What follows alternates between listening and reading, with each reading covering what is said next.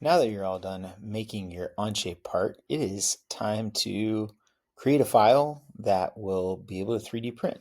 So in this bottom left part of your screen, you will see parts and assemblies. Go ahead and right click on the part and go to export. And then STL is traditionally a great way to 3D print. Our new bamboo printers use 3MF as a better quality. So go ahead and click on that. And then in your file name, again, go ahead and label it with your initials and whatever the item is. You can see the resolution can now go medium, fine, coarse. I'm going to stick to medium, and I'm just going to throw it in my downloads folder and hit export. So it just went to my computer. The other link that will be provided for you is the 3D printer job.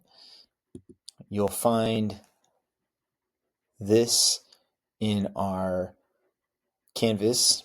So you'll go ahead and type in your first name, last name, tell me what class period you have, and a brief explanation. We have colors available for you, and then you'll just, for this file, you'll hit add and browse, and you'll find it in your downloads folder. And mine is keyfob.3mf, and I'll hit open, and just go ahead and I want it to be blue, not red. If you have something that has multiple parts, you can actually upload multiple parts as needed.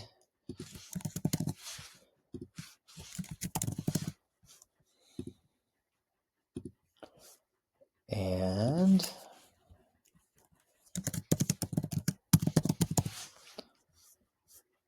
then go ahead and hit submit. And then once you do that,